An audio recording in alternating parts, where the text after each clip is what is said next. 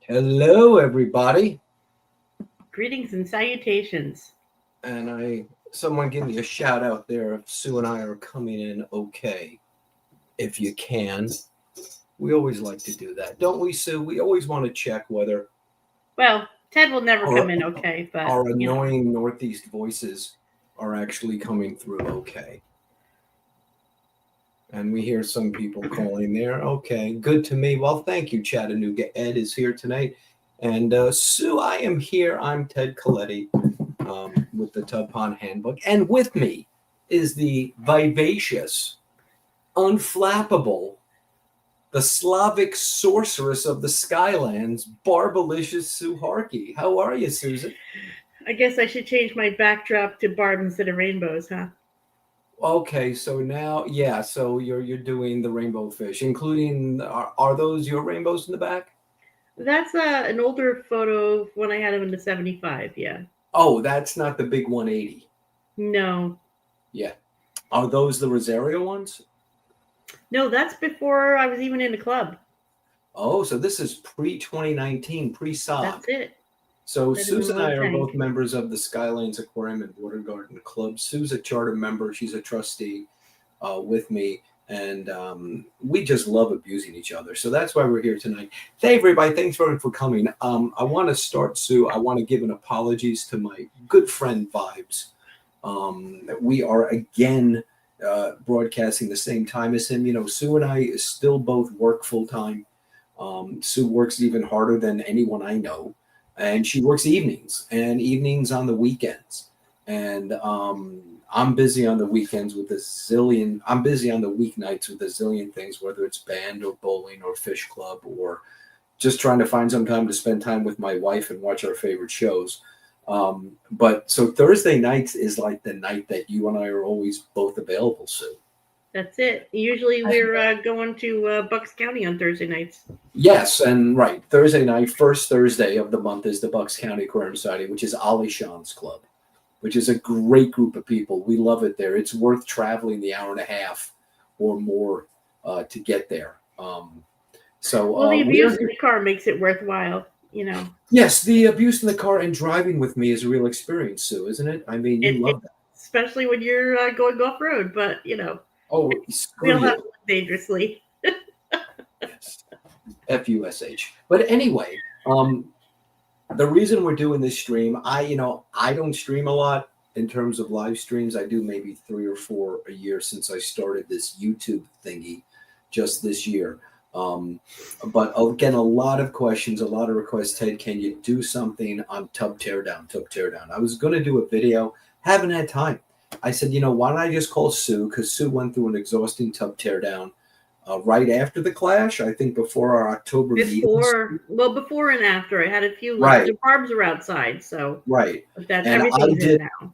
right. I did a tropical fish retrieval. My cool water tropicals are still outside, and my tubs are still set up. So maybe this is a good time. Those of you in different parts of the country. So what we're going to do tonight, behind me, I brought in plants from outside. We're going to do a live demo of my cold moist storage method, which is outlined in my book, The Tubong Handbook, available on Amazon.com. That is going to be, besides a shameless self promotion, we're actually going to do one of these live, and we're going to show some slides and some ways of doing this. Listen, there is no right way to tear down a tub, to store your plants, to bring your fish inside. But we're going to show you what Sue and I do, what's worked with us, what's worked for me over the past 27 years, and what's worked for Sue since I converted you to tubbing, what, about 5 years ago? So, Yes, it's been a long and I'll journey, never, but Ed says he pulled his guppies in today. Chattanooga Ed.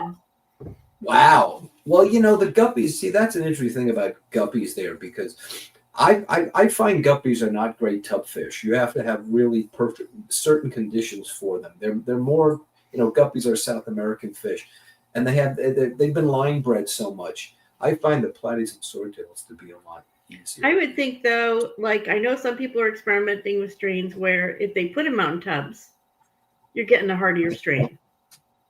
So If that they may be part of survive, the goal. yes, yes. And good I colors.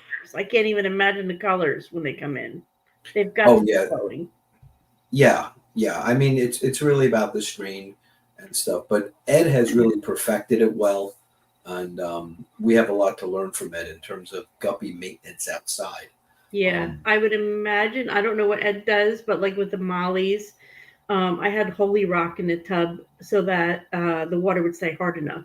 Because if you have a crazy rain, you can lose your yes, pH.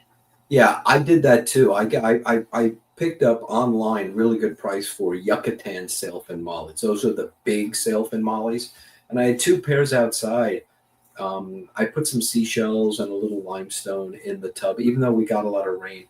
And Joanne Norton is absolutely right. That's a fish where you don't see it in pet shops much, right? Because they shimmy up when the importers bring them in. They add salt to the water. Did none of that. It's just they're outside in their natural environment. The sun is dictating how their biology works and their Yeah, circadian rhythm, and they yeah. loved it outside. The They salt bred is going to be wonderfully. hard, especially with the plants that you're putting in there. They're Extremely not going to hard. like it. Right. But Right. Ed says It's their colors pop like crazy. I can only imagine because yeah. I have put platies outside, and God, especially the blue. The blue comes through like Oh it's my goodness, yes. All of my Technicolor. fish. It's crazy. It's really one of the best times of year when you pull the fish. I mean, let me see if I can show you some of the white clouds here. I'm going to grab my camera. Look at the male white cloud here. Can you see him here in the back there? Um, Now I can. Yes. Look at that. That is a male golden white cloud in the back. The female's in front. She's light colored. But I don't know if you can see the male back there. You got the camera still. You're making me nauseous. I'm sorry. How's that? It's okay. Yeah. I mean, Now you're his focused. his Yeah. color is just on. I just don't get that color. And I I brought. don't. I had your white clouds. I brought in, and I still have them in the sunroom outside. Like it's indoors, but outside in the sunroom, and Those are the the sun is long shining things. on them. Yeah, and the Yeah. the the line, especially on the babies, it just they look like neons from a distance. Yes. In fact, it's funny you say that. So when white clouds were introduced back in the 30s, they were called the poor man's neon Hmm. because the babies. You're right. They're like little neon tetras. They're just absolutely great. Um, So we want to say hello to everyone here tonight. Again, we're just starting with this. We just want to welcome. We're just going to welcome everyone en masse this evening. I don't, and anyone who subscribed to the channel, thank you, and just welcome everyone tonight, all together as a Fish Fam family and some visitors. If you are a visitor, Anyone willing to listen to us, I mean, thank you. yes, I mean, if you've run out of Ambien, you've come to the right stream. There you And, if you're not familiar with the Fish Fam community, just go to the Fish Fam Aquarium website and you can learn more about it. It's basically affiliated channels. And it's like an online fish club more than anything. Really, it's just a wonderful experience. And I know we have some people, some of my readers of my book are on tonight lurking. I hate that word. I hate calling people lurkers. It sounds creepy. It's like, people who just are not participating in chat shouldn't be called a creepy name like lurkers. Can we just call them observers or something like that? go. But Quietly watching like TV. quietly, pleasantly watching. You're not a creepy lurker. But thank you for being here. We have some people from my club here, so I just want to give an intro to that. So Sue, we're going to start with um, some slides to get people oriented, and I'm going to share something right now. First of all, and while I'm sharing this, Sue, how was your talk at Scotty's Lancaster Club? I know it was post Clash, but I heard it went very, very well. No, there was about 50 people, and I got some compliments on the talk, which is always nice. Feedback is welcome, positive or negative, right? Because you want to bring to the clubs what the people want to hear and see. So, Right. but I talked about barbs, specifically ones in the Asia area, and my favorites and some that are on the bucket list. And I did go into a little bit about breeding and tub ponds and that aspect of it. So, but it was terrific. And Well, they always your treat me Barb talk, very, very nice. Every yes, club in Scott. PA is just so Well, gracious. you're like a celebrity there at both Sickly Club of I wouldn't call York me a and celebrity, but Lancaster and Bucks. Everyone loves Sue there. I show up there, they're like, "Oh God, he's gonna go long again. Can we get him off, please?" So you no helped give us stomach a little. controversy, Ali Sean. There was no yes. So you right, thank you. The Sabrinids don't have stomachs, right? We brought that up in several talks. So Sue, I just want to start with this first here, and I'm just going to toggle back and forth so I can see. So we have a mixed audience tonight, Sue, right? So Sue and I live in the New Jersey Skylands. That's the northwest corner of New Jersey. It is not the New Jersey that you see in the movies and TV. New Jersey gets a bad rap, Sue, because I think of it this way: think if they did movies and TV shows about where you live, anyone here online, and they pick the crappiest place in your state, and that's where they filmed everything. That's been New Jersey's problem. Um, is they Well, there filmed was at the every movie Clinton Road, so yeah, and everything's Jersey Turnpike and Sopranos. Susan and I live in the Skylands. This is where the 2/3 of the population's water source comes from. The Great Wisconsin Glacier. Every town has a lake. There's mountains or hills, as my Southwest people call it.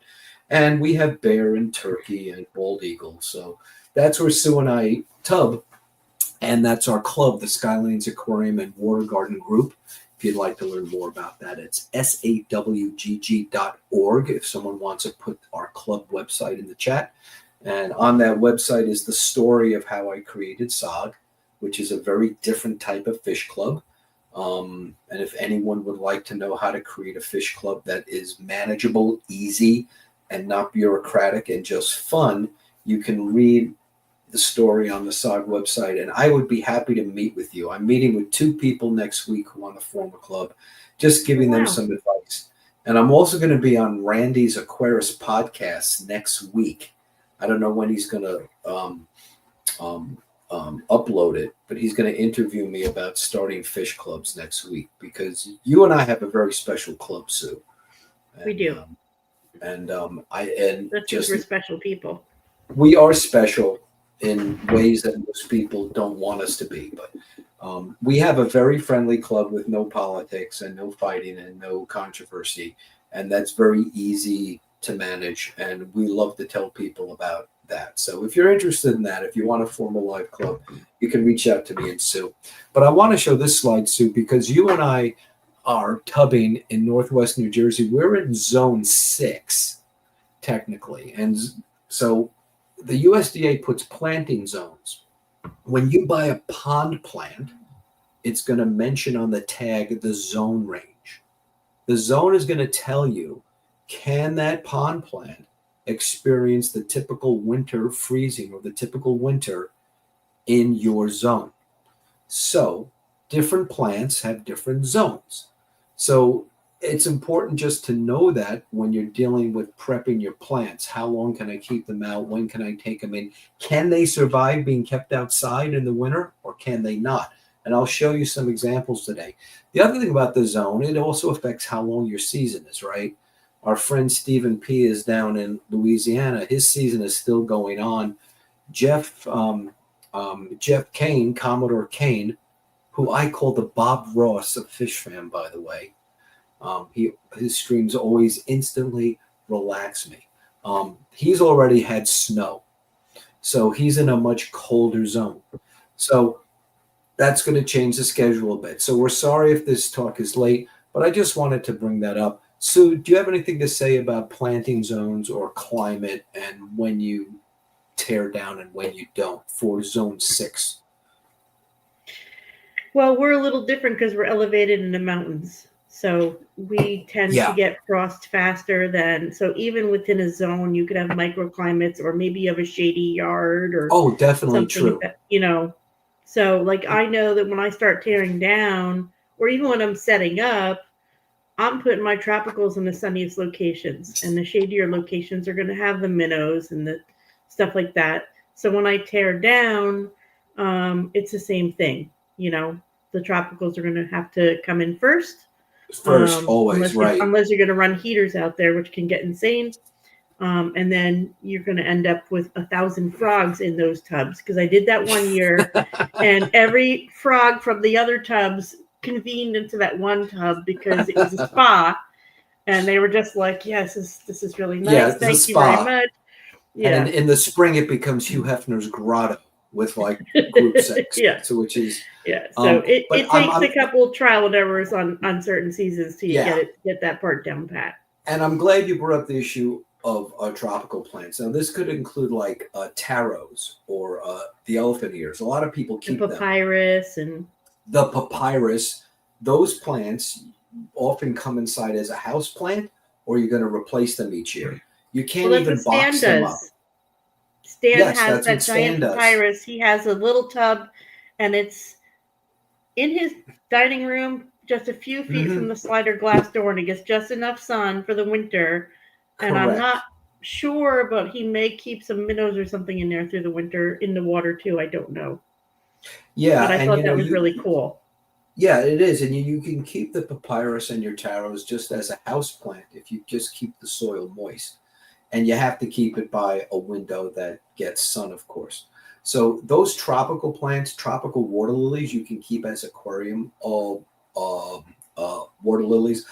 I especially the viperous kind that don't have a real tuber.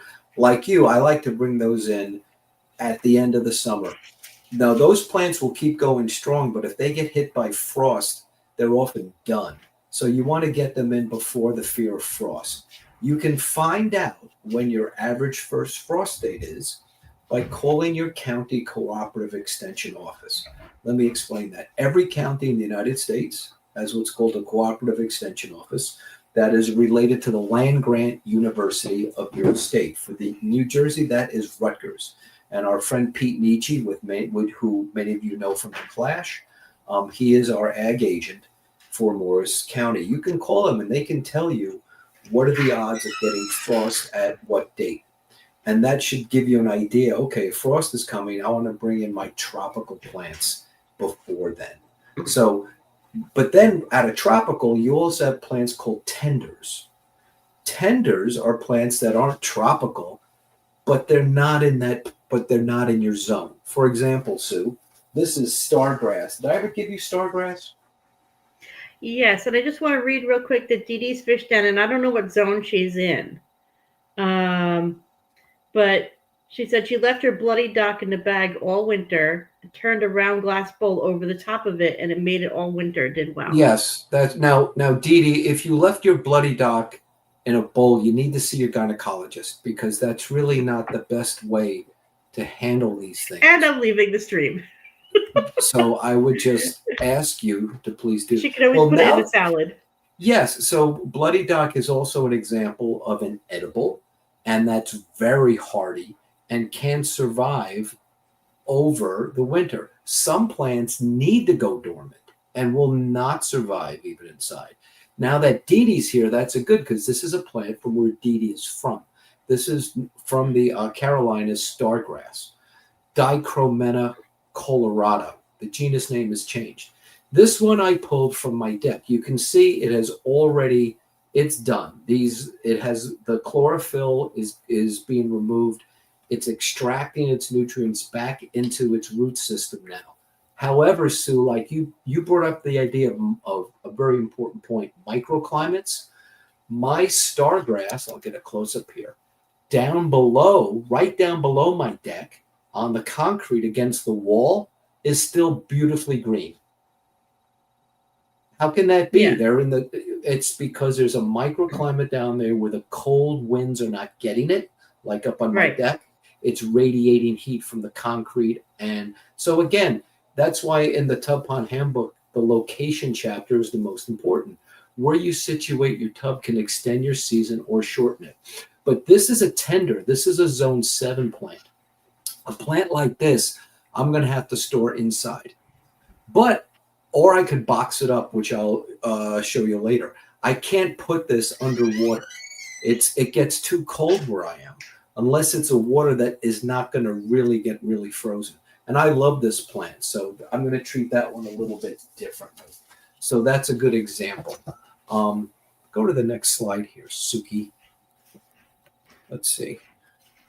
So we're talking about, let's talk about first, you want to talk about bringing in fish first, Sue, or draining tubs? What should we talk Well, about that's first? kind of synonymous, so we can talk about both. Well, let's talk about bringing in the fishies first. So Okay. I'm going to try to show a video. This is my fish rack that and I know it's going to be a little choppy, folks. I'm trying to broadcast on high def with a cable to make it a little bit better. I change my fish rack around.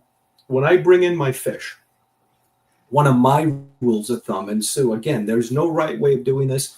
I want Sue to say how she does it.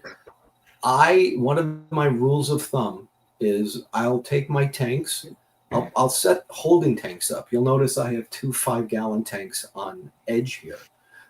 These are all temporary tanks. I fill up the tank with 100% tub water.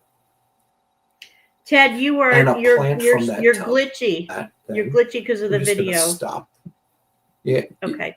So you might want to just reiterate 5 on edge, because while you're running the video, it's taking all the power away from your. That's fine. So we're going to stop broadcasting the video. Yeah, videos are glitchy. We'll just show the nice picture. How's that, Sue? That's perfect. So what I do is I will fill their holding tank with 100% tub water. I'll transfer the fish to there so they acclimate easy. After a full season, the chemical composition of your tub water is so different than your tap water. And I'll put them in these holding tanks and I will acclimate them over a week's time, doing a little 10% water change each day. This is particularly important for fry. Fry and juveniles are more sensitive than adults, and Goodeids forget about it. Goodeids sometimes will fungus up if I don't do this. Even some of the adults will. So that's just a precaution, because if you've worked with fish all summer, the last thing you want is to bring them back and watch them crash on you. Sue, do you have any acclimation techniques that you use when you bring fish from outside to in? Now, you work with a lot of barbs, and as I mentioned in my talk at the Clash, the reason barbs are the biggest vertebrate family on the planet Earth is because they are biologically designed to adapt to changing water conditions well. So I find I don't have to worry too much about acclimating them as I do other fish. But I'd love to hear some of the things that you do, Sue, when you bring your fish in. Well, my basement window is easy enough access from the tub ponds that it's a little awkward, but I will run the hose through that window into the tanks right in the fish room. On the other side of the house, I have that sunroom, and I will sometimes line tanks up in that room, and basically use the pump to pump the water, and we'll go through that. But I pump the water into those tanks, and then as I'm catching the fish, I just drop them in those tanks, and then I can do, like you said, with each water change, you just add, changing out 10% or 15% at a time, and changing over to the tap water, basically. Now, this summer, we didn't have quite as much rain. I don't think that the water parameters changed that much because I had to keep topping off with my hose. Mm-hmm, yeah. So because I'm topping off my hose, I think they were kind of acclimated to my tap water anyway. Good point. So I didn't have to be as careful this year. But in previous years, man, it rained and it was just spilling over the top of the tub, Totally different water chemistry then. Totally different water chemistry. So then you have to be a little more careful with the acclimation. Right. So, that's the only thing that I do differently. I do add some plants in from those tubs. I will feed the fish if I have any live foods outside, and you want to just treat them well. And Sue, when we retrieve fish, I brought lots of supplies to show tonight. It's like a show and tell night too, Sue. So look what and while you're doing that, Nancy B in Tennessee says that she does water changes in the tubs before she brings them in. You can That's a do that nice idea. depending on the zone you're in. Like for me, if I did that at this time of year, that water's ice cold coming out of my Yeah, hose. so Nancy's down in Tennessee, although her zone is similar to ours, although their summers do get a bit warmer there. Yeah, that is one way to do it. And Nancy, the reason I don't do that is because I would have to change more water in the tub than I would changing in the tank. And because I have 30 tubs, for me, that's a burden. If you have less tubs, yeah, changing water in the Yeah. tub is a fine idea. And Sue, what is this? What is The this, Laguna Sue? Pond The Net. Laguna Pond Net. Already Oh. sold out at Webb's Water Garden, which is the place where Sue and I go to buy our water garden products because they have the best prices and good service. This is the Laguna Pond Net, which makes retrieving fish so much easier. It has a low drag, very low drag, and a hard handle that won't bend. And this is my go-to for retrieving fish, except when you get down to the little fry. So we The wanted to net is show that really great because that net really catches even the smallest of fish, but it the whole does. enough, like you said, that you can really get in there and Hmm. swoop fish, and it's big enough that you don't have to spend all day stressing Right. fish out, chasing them over and over again. And this is the hand net. This is not the one that has the extended handle. That's the important thing. Yeah. You have to get the hand. It's about like $15. If you get it at Webb's, it's the best price when they have it in stock. And I use this in the fish room too. For getting fish in the fish room, it's so much easier. So one of my Yeah, and the go-to nets. 125 or the 180, I can really, Yeah, because it's almost spans the width of the tank, so you have yeah, fewer it fish does. getting past it.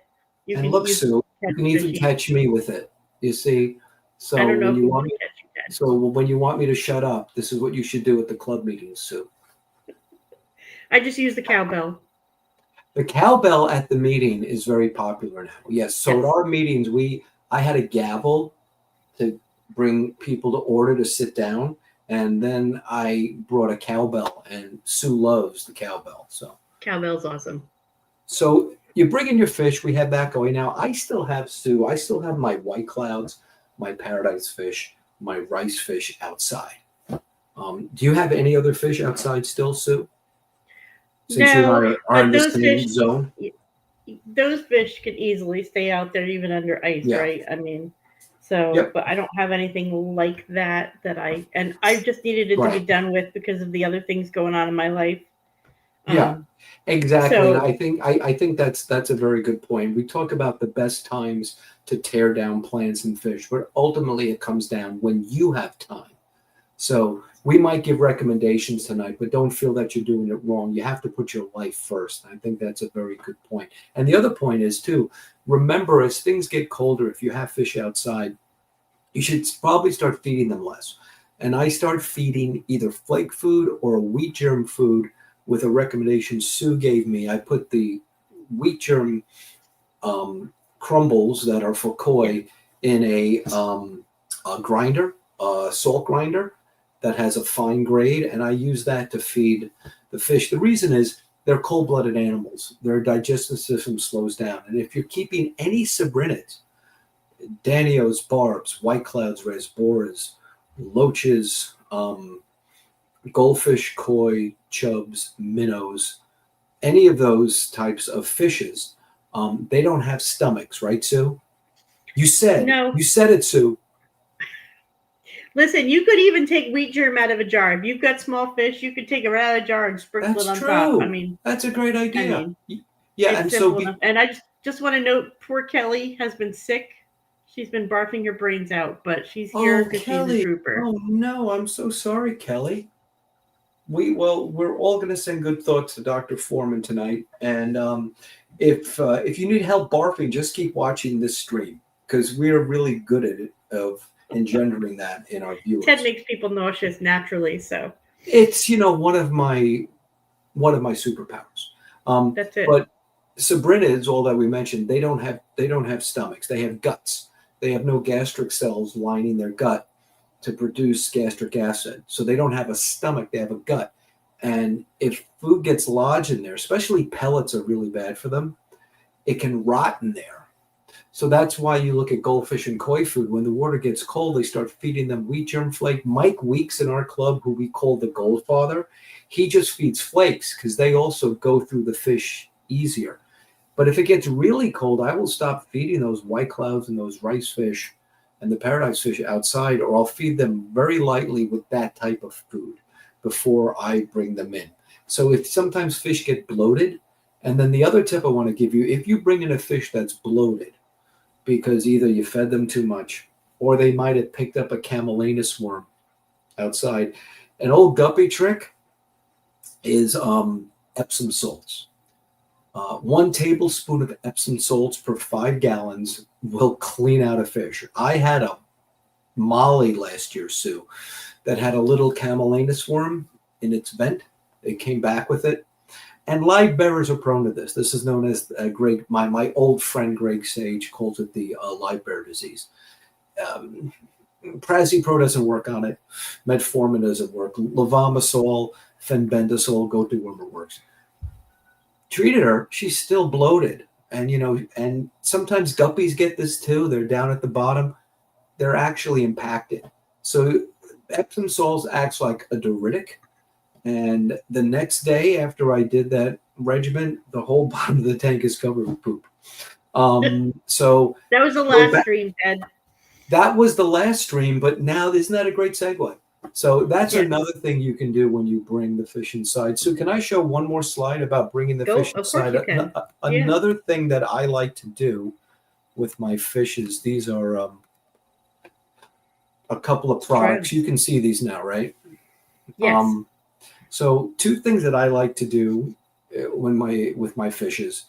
When I'm bringing in fish, because they're outside, I want to make sure I don't transfer Hydra. Planaria will always make it in. You've probably seen those come in, Sue, right? Those little. I had dragonfly hatch in my fish room. Yes. Yes. You might have some dragonfly larvae. The only person with a dragonfly in November in New Jersey.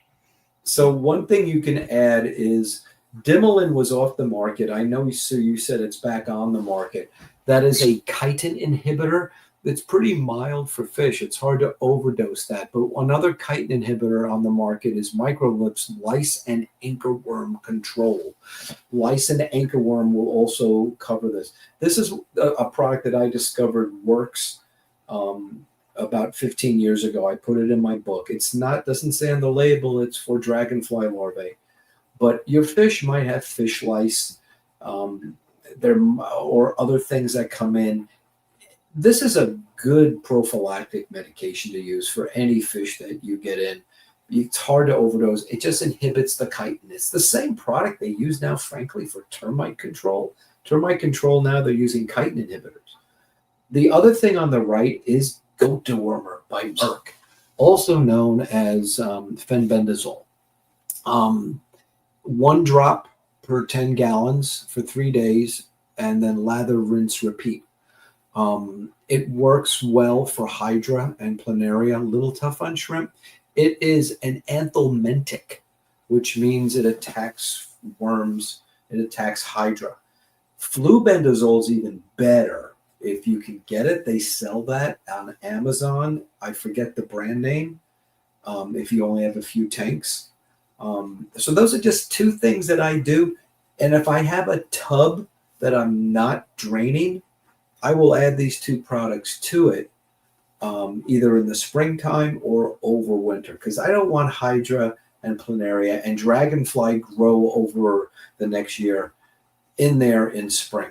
But only tubs that I don't drain, Sue, are the ones that are in the ground, because I overwinter my pond plants in the ones that are in the ground. Me as well. So are there any other quarantine procedures you use when you bring your fish in, or do you just keep an eye on them or feed them well? Or I know you do a lot of brine shrimp too.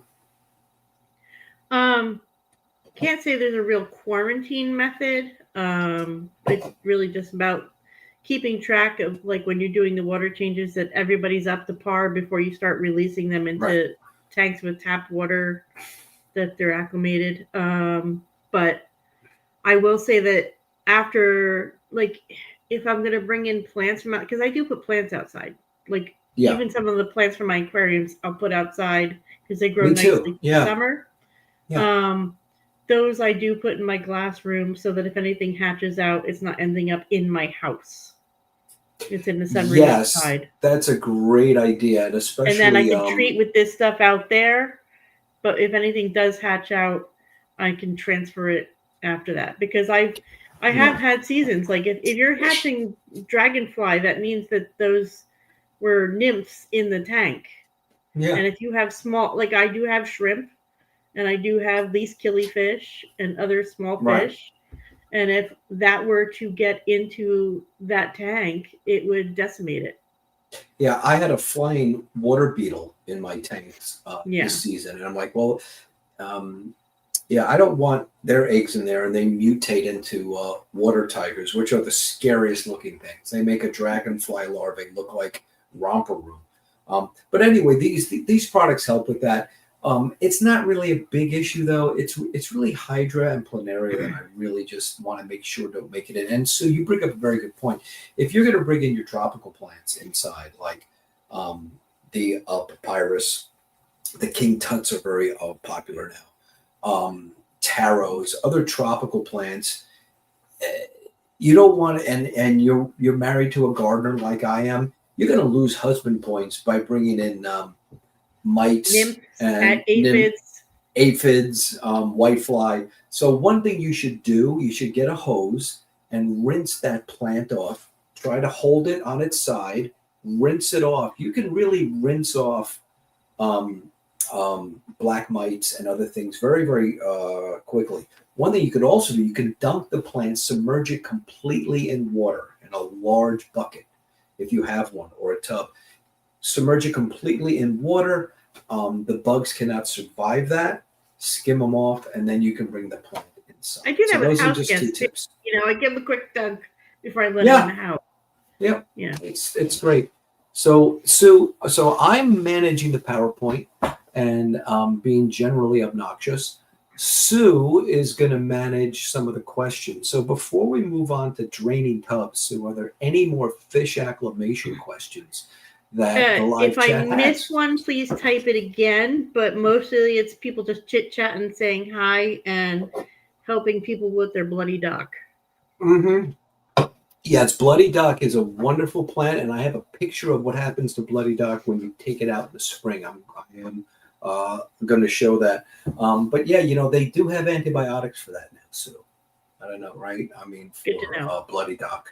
Um, the the genus name of Bloody Dock, Rummix, and there are many Rummixes native to the United States. Bloody Dock is also known as sorrel, which is used in French salads. It has oxalic acid, so you can eat it. You can eat the bloody dock. It's just that if you eat a lot of it, you may get a tummy ache. Spinach Or has it kidney too, stones. or kidney stones, which Sue cannot eat anymore. So Sue, you That's have to it. give up bloody dock in your casseroles going Just gonna forward. have to. So Sue, I'm just going to show another slide here. All right, if I can. All right, so we are going to move on to plants, and then we're going to do a demo in the back here, Sue. So, different ways to store your plants over winter. The first thing that I want to say is we talked about earlier in the stream, Sue and I, about handling tropical plants, when to do it. The cooperative extension will tell you your last frost date, rinsing them off. And then we talked about tender plants, which also are not in your zone. So if you go back in the stream, you'll talk about knowing your plant's planting zone. Most of the plants we keep outside, Sue, are hardy plants. And hardy plants are ones that go dormant over the winter. Now, there's different methods of doing this, and none of them are wrong. Some work better in some regions of the country than others. Where we are in zone 6, and the common method that I do for a lot of my plants, you do, Sue, and Pete does for all of his plants because he has that huge pond. Right. Pete Nietzsche, the great Pete Nietzsche, is we submerge our hardy plants underwater, under the ice. You remember when I've talked about in some ponds the thermocline, right? During the summer, your fish will go to the bottom of a tub, even if it's only 16 inches, where the water is cooler. H2O water is probably the strangest molecule on Earth. Scientists still don't fully understand it. In the winter, that thermocline reverses. You'll be frozen on top and warmer at the bottom. It flips. So that's why, and if water didn't have that property, we would be on a very different planet right now. So it's warmer at the bottom, it's still liquid. That's where your plants are. There are some hardy plants, though, which convert their starches into sugars. And that becomes like an antifreeze. And they're able to survive freezing. So when you go in your local ponds and streams, you'll notice the plants aren't being submerged. They're just getting iced over completely. That's one of the things they have in your zone. It's like an antifreeze, right? Yellow flag iris is notorious for this, pickerel. But what happens is, one reason those plants also survive is there's a mass of them, right? So if I just have, for example, one plant here, but if I have a mass of stargrass around it, the ones around the side will die off from all the freezing, and that will insulate the plant in the middle or the roots in the middle. And that's what's going to sprout back in the spring. But in a tub pond, we don't have that situation. We have just a small piece here. So that's why you've got to be careful depending upon the zone you're in. In 2009-10, I lost nearly my entire collection, except for a white hardy water lily and a yellow flag invasive iris, because we had such an extended freeze. Literally, my Rubbermaid tubs buckled. Those things aren't supposed to buckle. These buckled. That's how deep the freeze was. And I lost my plants. So a lot of people in our zone put their plants outside underwater in a freestanding tub. I don't do that anymore. But I do put them underground. So the picture on the right is one of my in-ground tubs. When a tub is in ground, it's not a tub anymore. It's a pond. And that's why it's not my favorite. I can't really interact with it well. But it forms a place where I could put my hardy plants underwater for the winter. And Sue, you do the same thing, right? With some of your tubs that stay outside. I do. I have a larger tub pond, and it's in the sunny location. It's over 200 gallons, so it's a larger volume for water too. And I tend to collect all my lilies and submerge them in that for the winter. And then in the spring, when I set up the ponds that are like, a lot of them I drain and flip over for the winter, like my Rubbermaids and whatever.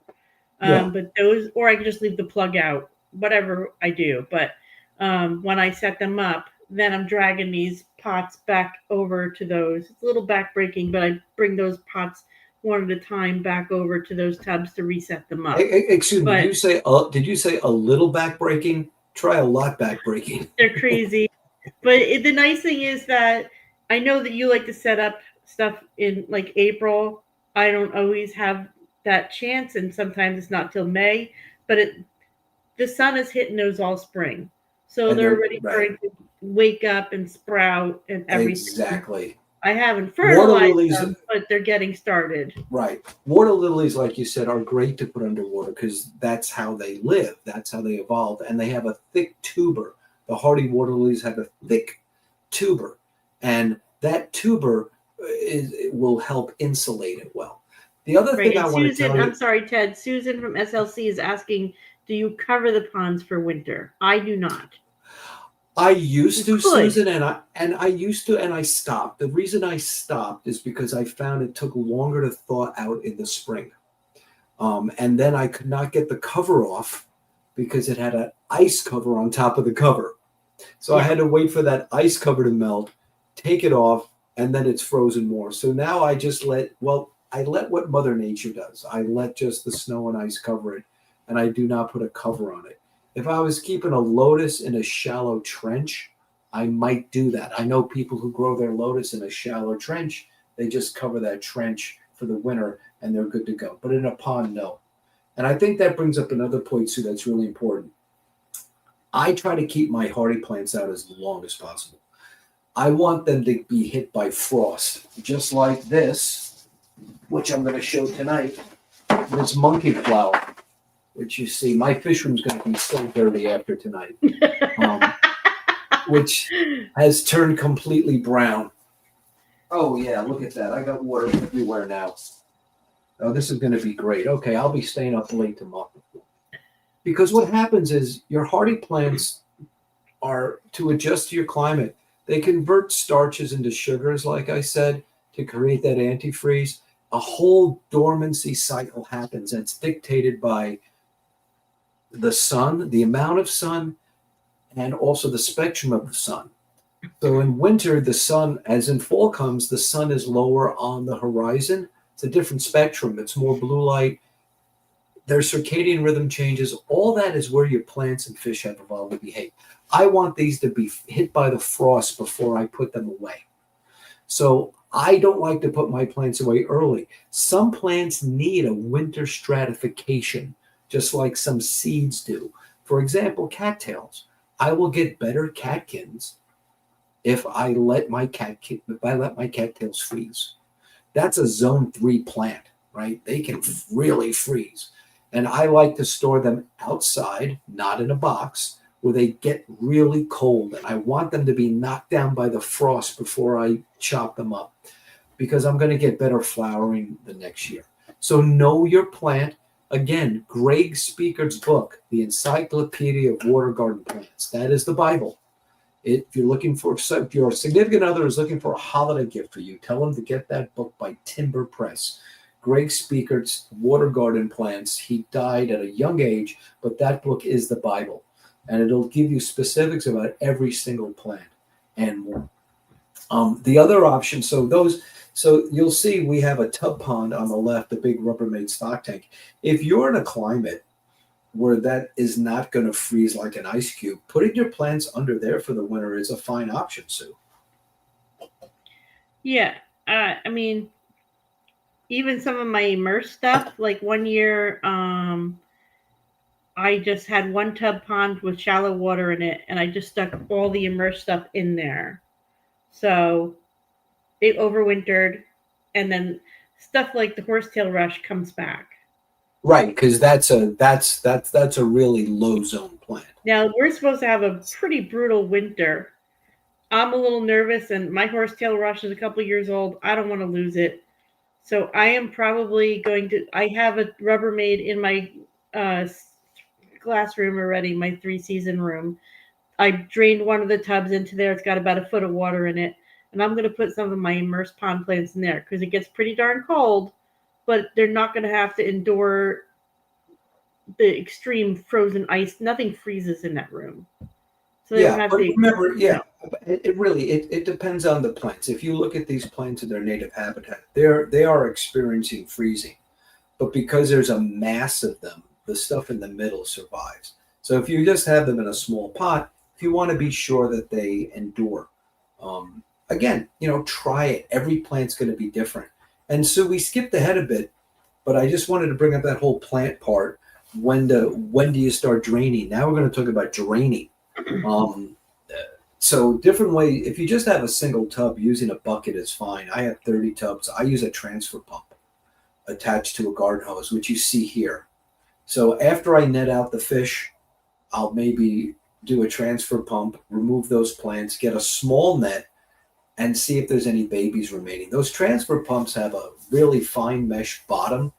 I don't know why they're so expensive now. They used not to be expensive. I think if you go to Harbor Freight, you can get a decent deal on one.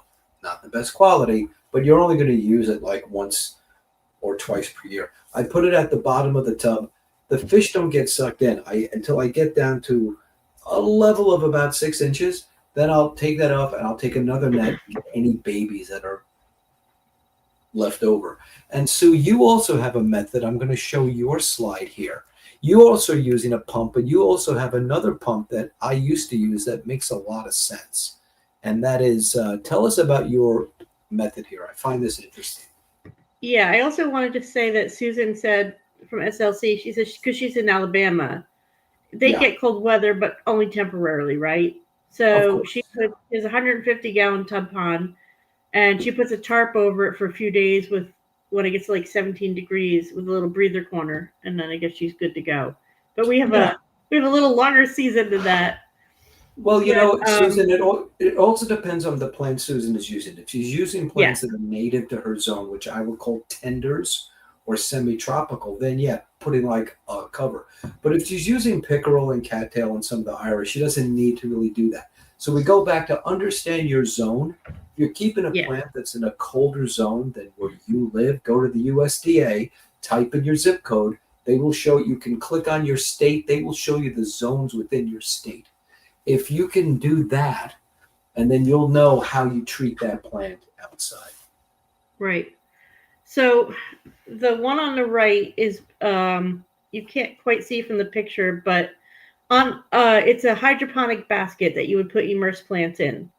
And I That's a cut pool noodles and I slice them so that they fit over the corners of the uh-huh. basket and it floats. So I Okay. told you how I drain water into my fish room. I Right. don't want all the sludge and crap off the bottom of the tub. So Yeah, I put exactly. this in the top of the tub and I put that pump in. I turn it on. It's pumping stuff into my fish tank, but it's the clearest, cleanest water from the top of the tub because I'm not disturbing or stirring anything up. So as the water's draining down, the pump goes with it, and it's also I'm not sucking in any baby fish because it's in that basket, if you will, and so that'll slowly drain the water down. When I get to the bottom half of the tub, I don't care, right? I'm just getting fish out and dumping Right. the rest of the water, or maybe I'm refilling the tank. If it's a tub I want to keep full, I kind of strategically start with tubs I'm going to I will empty a tub I want to refill, take those fish out, and then there's a tub that I'm going to drain for the year. I'll pump that water into the other tub to refill it. Oh, okay, yeah. So I don't have to. So I don't have to mess with like running the hose for So 200 gallons. this is almost like a pre-filter that floats. Yes, yes, And and so it you just are helps me get cleaner water. right. And you are using, which is a very affordable option and it works well, is what we call a fountain pump, which could Yes, attach to both the end of a python or the end of a siphon hose. So a fountain right. pump is good. The other type of pump you can use, it's what Owasi makes it, is just what we call an aquarium water pump. They use them for like sumps. But the nipple on those can fit a standard siphon tube. Or I think, is that your Python that you have A attached to lot it? of yeah, a lot of them yeah, it's a Python hose. A lot of them have different fittings, so you can change the fitting Yeah, to yeah. whatever. But I And will they're tell you very, very this, affordable. And you you know, could, like I am pumping uphill into a fish room. yeah, So keep in mind when you're draining these, get a pump that's going to save you time because if you're working against gravity, you will be there forever. And the more ponds you have, the longer it's going to take. So it's worth investing in a better sized pump, a stronger pump, right, to save yourself the time and aggravation over time than just some cheap piece of junk, unless you've got just a couple of patio ponds. right, Not right. that If big you of a have a deal. couple, but it doesn't cost, it's only a few dollars more to get one that pumps more gallons per hour. Right, So right. you might And as then, well just, yeah, you can get one of those. The yeah, Owasi pumps are very heavy pumps. They're good quality, I think, right, just by their weight. And I get the most powerful one, and I use it in my fish room to drain my tanks as right. well because it has Yeah, an I do adjustable it. flow. Yes. It has an With adjustable flow. yes, with the Python, I don't use water pressure to drain my tanks. I use Me this too. type of pump That's in what the I do. bigger tanks to drain them, and then I can use a and that plus it gives me the hose.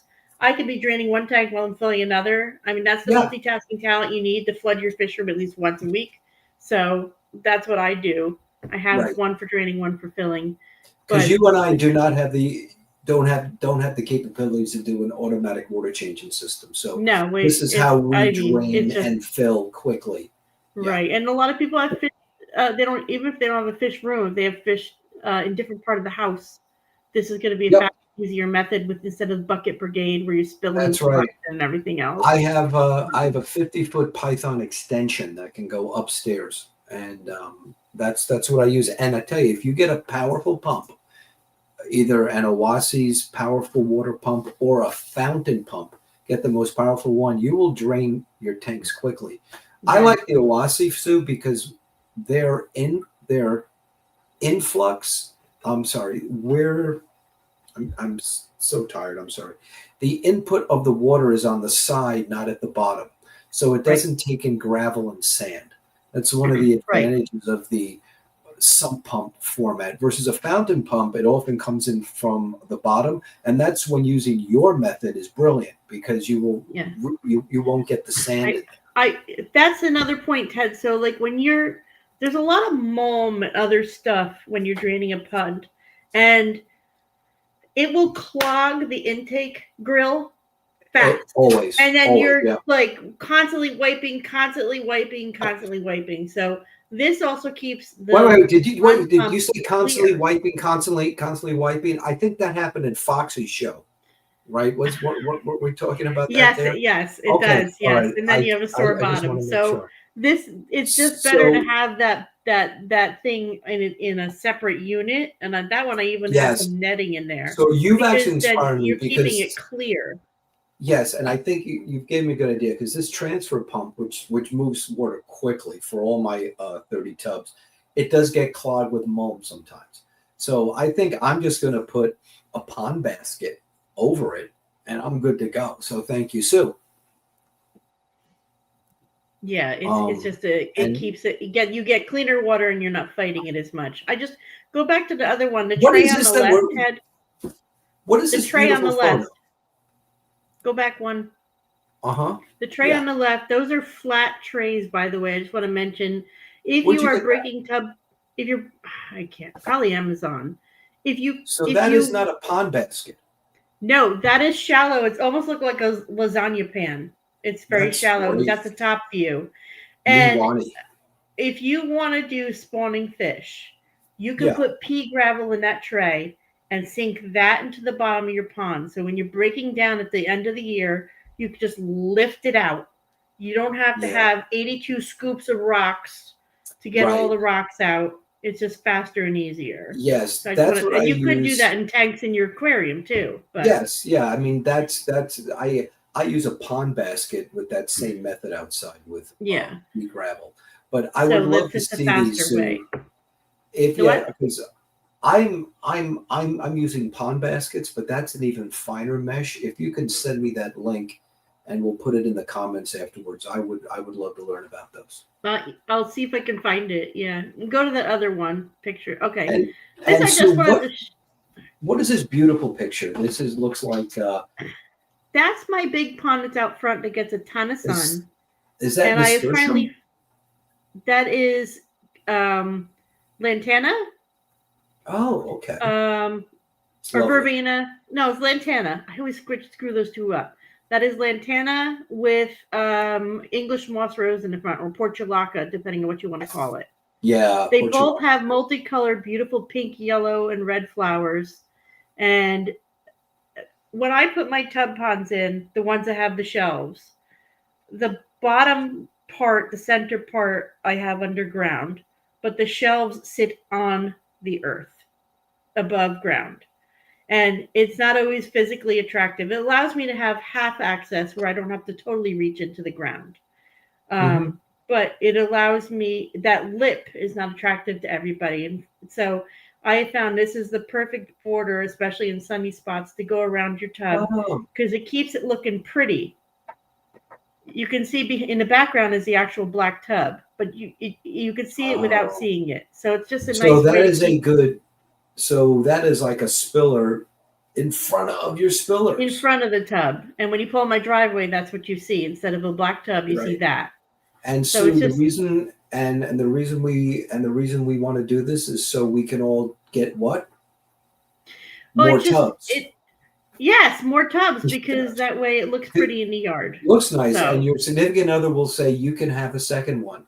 If your tubs look crappy, you're only going to get a couple. So, but it's very drought hardy stuff. It loves full sun. It looks great, and it's easy to maintain. You don't have to do much to it, and it doesn't drop a lot of blossoms into your pond, which is something you want to avoid too. So I'm familiar with portulaca. You can get those in flats. What is the other flower behind it, Sue? Again, could you say that? That is lantana. Okay. Lantana. You could do verbena too.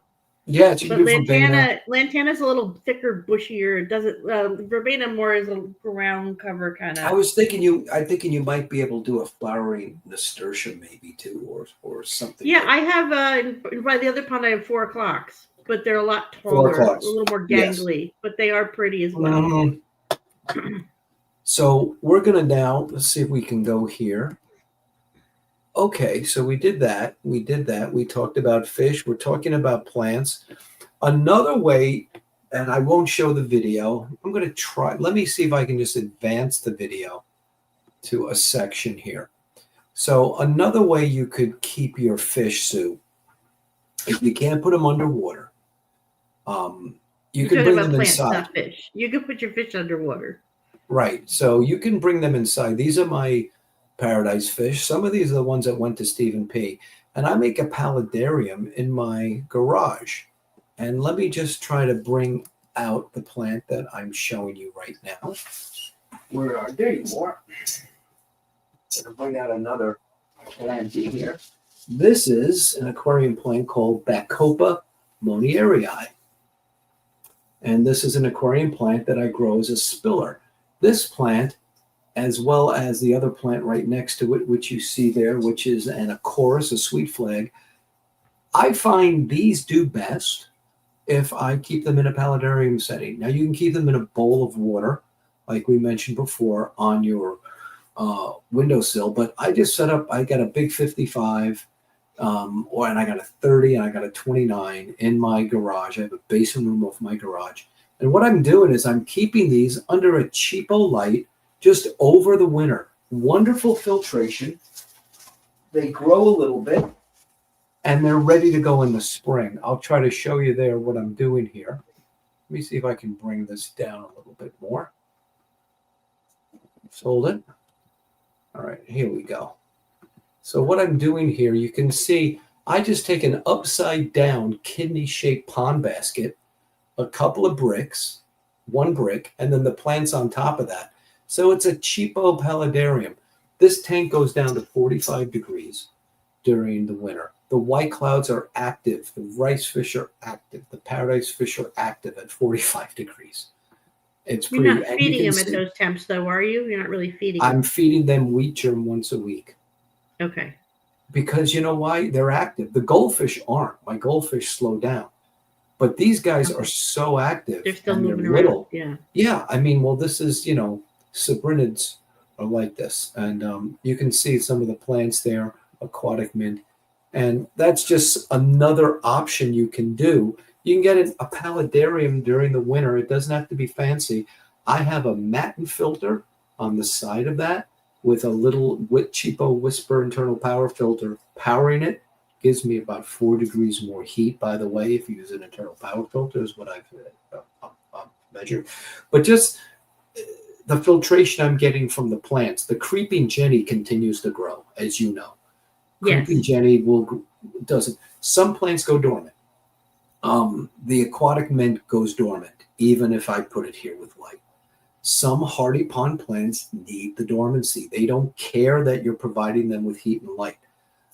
But the chameleon plant does this too. But the Bacopa monieri, all of my creeping jennies, which I use almost every plant, go there. My Acorus, do I have an Acorus? I do have an Acorus. My Japanese sweet flag, which is a shade plant, also goes there. They do great. I'll put a piece of pickerel. I've used stargrass there. It's just another option. And I know you have a sunroom too, Sue, right? Yes. Yeah. The glass. I call it the glass room, but the sunroom. Yeah. And it gets cool in there. It definitely gets cool, especially in the winter because it's on the shady side of the house. Funny enough, even though it's a sunroom, but there's trees, and with the winter sun, the trees block the low sun all summer. I mean, all Right. winter. So it gets cool in there, but like I said, never cold enough that the water doesn't freeze. I've kept fish in there all winter in the past, but mostly I'm using it for some of the immersed grown plants and stuff. Yeah. So, Sue, now there's a third method. There's the other method. If you can't put all your plants, like my pond plant collection is about 100 different species and cultivars. Clearly, I don't keep ponds, so I can't put them all underwater. Even with my paludarium set up, I can't. I have to box them. So the method in my book is called cold moist storage. It's not a new method. If you're a dahlia grower like Kelly and my wife, this is what you do. So I adapted it for pond plants and it works. So I'm going to do a demo now. And Sue, while I set up the camera, can you field some questions? Would you mind? Yep. Well, Judy P has joined the chat, and I think she's ready to bid.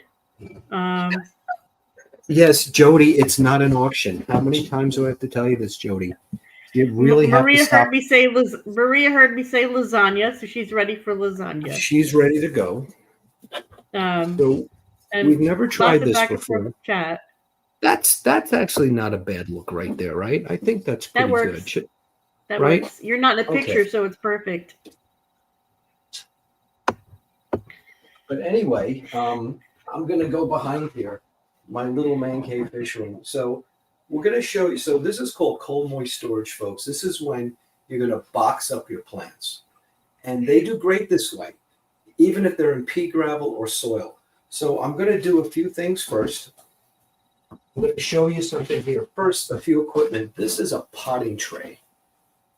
And I got one. My wife has one because she's a seed starter. What a handy thing to have if you're into pond plants, because it keeps all the mess in one place. I put this outside. You can carry it around. It's a handy thing in the fish room. There's so many garden products that are handy in the fish room. I showed them on a few of my shorts. This is one. And you can, and it will hold water as well. So if you have aquatic plants, you can just keep them in the tray and they'll do well. This is a hardy water lily. I've just woken up Kelly. She stopped vomiting because I mentioned hardy water lily. This is called Vesuvius. And what we have here, Sue puts hers underwater. I can't because I'm putting all my other plants, my hardies, underwater. So I have to put my hardies in boxes. But you can do this too. So I have a hardy water lily. You want to prep it. Suppose you can't keep it underwater. Maybe you don't have the space. You're not in the climate. What do you do? Well, the first thing that you're going to do, I take it out of the water. I'm going to drain it. I'm going to tip it, hold it with my hand, which I've already done, by the way, so I don't have to do it again, and tip out the water. I'm going to keep it on its side on an angle, tipped, for about 30 minutes. And I just want to point out, Ted, that's because with water lilies, you put them in solid pots. In solid pots, yes. Although, yes, and this is if you're planting in solid pots. So you'll notice all the foliage here. This is a tool I use. This is a razor knife. And these are neat. These are disposable. I like them because you can extend them. So what I'm going to do first, and what I should have done even before this, is put on a pair of gloves. You do not Dollar want to Tree use a sells razor. those knives. Yes, Dollar Tree. You can sharpen them too. Please, folks, do never use this without putting on knives. These are By the way, Fiskars. Ted, they're bidding on you in the chat. Just so you know, they're bidding to win you, apparently. Well, okay. Well, I don't cook. Well, actually, I do cook. Yeah, I'm actually a pretty good prize, actually. I cook. These are, you can use nitrile garden gloves. These are a hybrid between nitrile garden gloves and work gloves. They're by Fiskars. That's a garden brand. What I like about them, they're flexible and light, but the fingers have extra canvas on them so you don't get cut. So what I'm going to do here, I'm going to take this. I'm not going to go down to the very bottom. I'm going to take off the top like this, okay? The reason I don't want to go down to the bottom is because a lot of hardy water lilies have things called indicator leaves. Let's see if we find some here. Here's a little one. There's a little tiny leaf right there. You can't see it. Very tiny. What an indicator leaf does, this is especially important for Sue. She keeps her water lilies outdoors. That's like a light sensor. It's going to sense when springtime's coming. They're not sure if it's temperature or if it's the light spectrum as the sun is arcing further up in the sky. that's going to signal the plant time to convert sugars back to starches and start growing. So I don't want to cut the indicator leaves. Now, there's something else you should know. In this water lily, let's see if I can get a little closer. So, because we're going to get a little close up here. I want to try to get really close. How's that? That's a little better, right? That's good. I can put this away now, but notice this. I've got a tuber sticking out of the pot. Now, Kelly and I both, and neither do you, so we don't divide our lilies in the fall. We divide them in spring. But I have a big chunk sticking out of the pot. This is not going to survive me unless I do this.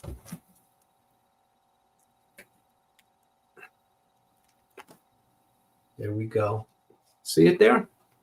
Yeah. I just pulled that chunk right out. There's roots on it and leaves. This is something you can do if you want to share. I'm going to cut some of the roots off. You really need gloves, like I said. And I'm going to store this water lily 2 ways. This tuber that was extending out of the pot, I'm going to do my shake and bake. Take a fish bag. And where is my peat moss? Hold on, gotta find the peat moss. It was here. Let's look for the peat moss. Need my peat moss, Sue. That's embarrassing. Sue, do we have a question while I go grab my peat moss? Let's see.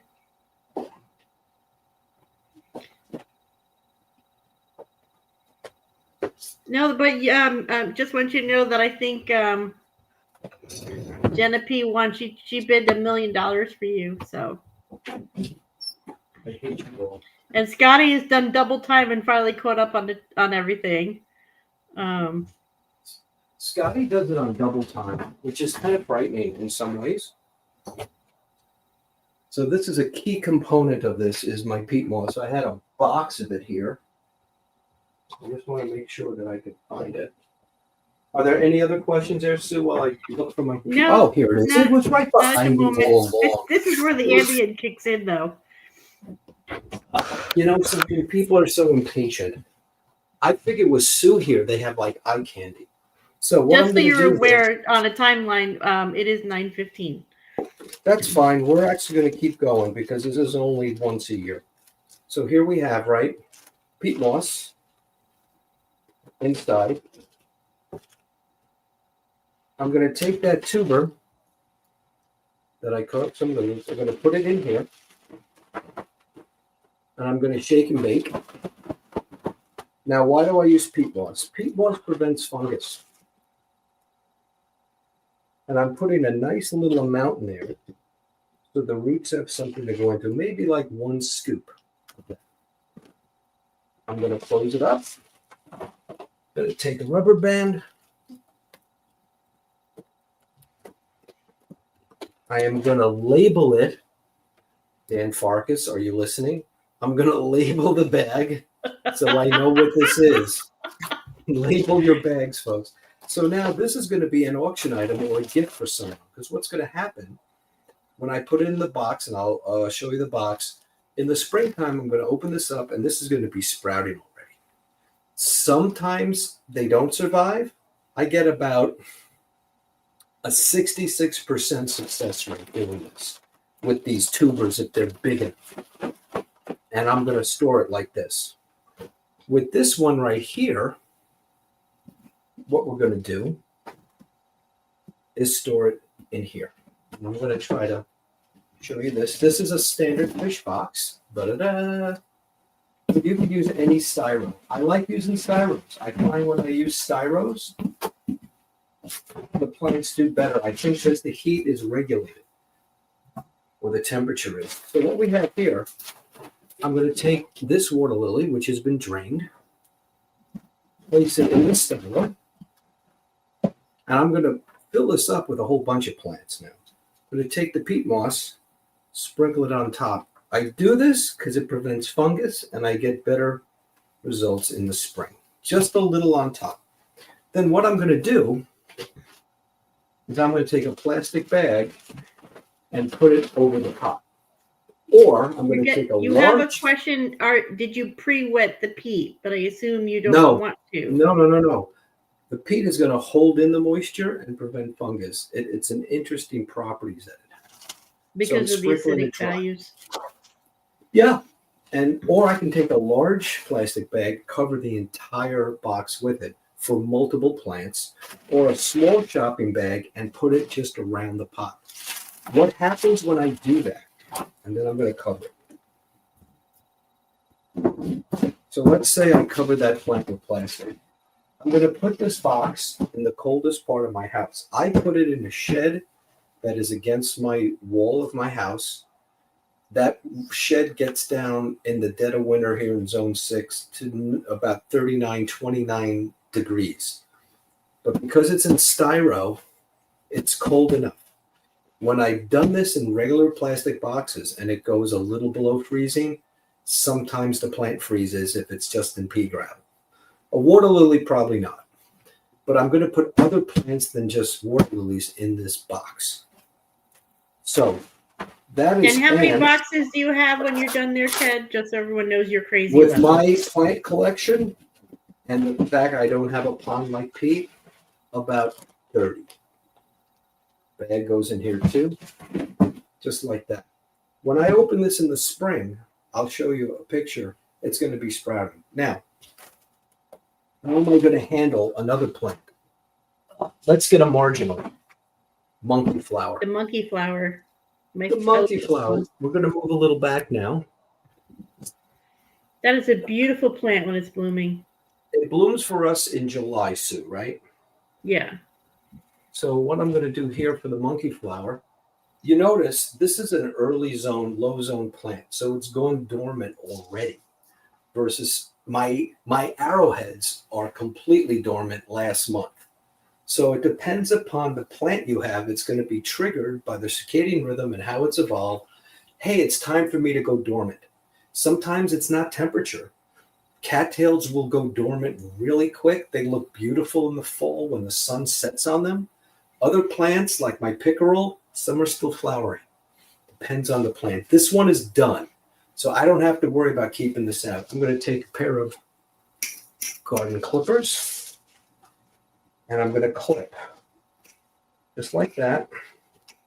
Now, I could store this plant underwater, and the debate is, when you store them underwater, do you need to do all this? My opinion is, in a regular big pond, probably not. In a tub pond, I don't want things to rot too much. So people have a debate on this. Some people say you shouldn't do this. You're shocking the plant. These foliage is already dead. Just put the whole plant underwater. Some people like me like to prune it first. And in fact, when I keep my plants underwater, I will drain the tub, the in-ground pond, the in-ground tub pond, fill it with fresh water, and then store the plants in there. So that way it's clean. Now I have to do something else. Take that razor knife, look at this root. This is planted in pea gravel. That is your filter. That's your filter, yeah. Now look what we have here. Let's get close again. Thanks for being patient with us, folks. We've never done this before, as you see. You see the little offshoot there? That's not going to survive unless I bag it. Here's another offshoot. I have an auction item now. Here's another offshoot. I could also, the great thing about monkey flower, you can pull these shoots right out. This is a great plant to propagate. With my fingers, I pulled out a shoot. This is the beauty of monkey flower. I'm going to take my knife and I'm going to shave it. Right? I'm shaving the root While system. you're shaving, Ted, we have a question. Mary Oliver said, do you poke holes in the bag or is that only for garden plants? But you're just putting plastic over the top, right? I'm putting a plastic bag, either a small plastic bag, which are an extinct species here in New Jersey because they ban plastic bags, over the whole pot. It could be tight with a little fluffiness on top, or just put it, and I don't like it that loose. I want it to stay moist, so I will put that plastic bag and tuck it in, whether over the whole box or over the plant. Here's some algae. I'm picking that out. And So right, now I because have Steven this is plant. down south also. He says he trims the winter leaves and then everything is in its place and it all comes back. Yep. So A lot of it depends upon the plant you're keeping. Monkey flower is so hardy, Mimulus ringens. So this plant is ready to go. I've drained it now. It was draining for about a half hour. It's moist. It's cut. I can put this underwater in an in-ground pond, or if I'm in a southern climate, in my tub where it doesn't freeze like an ice cube, or I could box it.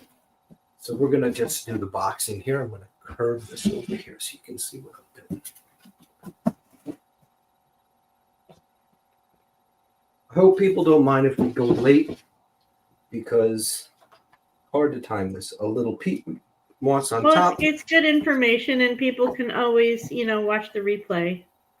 They could. Some people might anyway, because when they go to break stuff down, they use it as a reference tool. Or if they've run out of Ambien. Exactly. They can play it when they go to bed. Yep. So to your question, I'm going to tuck that in, you see? Tucking it in a bit. So, does it get a bedtime story or just tucked in? It does. There was a little dwarf named Scotty, and he would give people magical wishes if you came to his convention. One day, a unicorn came. No, we won't do that. But anyway, we have this here. So now we have these wonderful little snippets of monkey flower. So I'm just going to cut these roots a bit. You see them here? Just going to pull them off my finger. And that one. And then the one that I pulled right out of the pot, which isn't green, right? Those roots, you just want to trim them a bit. I'm going to take, again, little fish bag, little peat moss, and toss them in there. This becomes an auction item.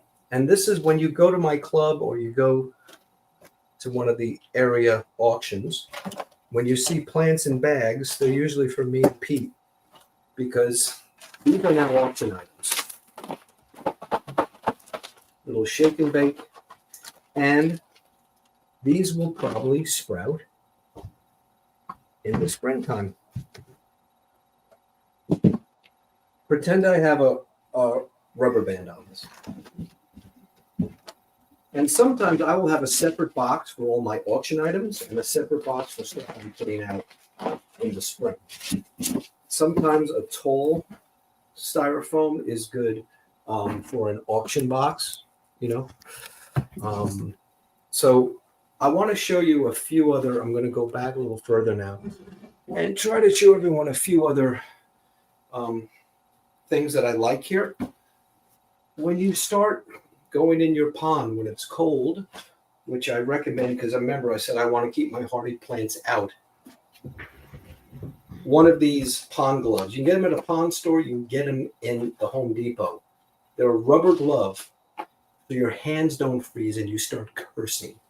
A tip that Leslie Dick at the NEC gave me is don't just put your regular glove on first and put your pond glove over it. You might want to get one size bigger. A little more insulation. Now, okay. It is. Oh, it makes a huge difference. Pain versus no pain. So when you're dealing with a frozen pond, like our friend Commodore Jeff Kane is now, this is golden. Other thing I want to recommend everyone do is, of course, label your plants. Don't use a Sharpie. This is a garden marker. You can get a super Sharpie. Pete Nietzsche gets those. They're hard to find.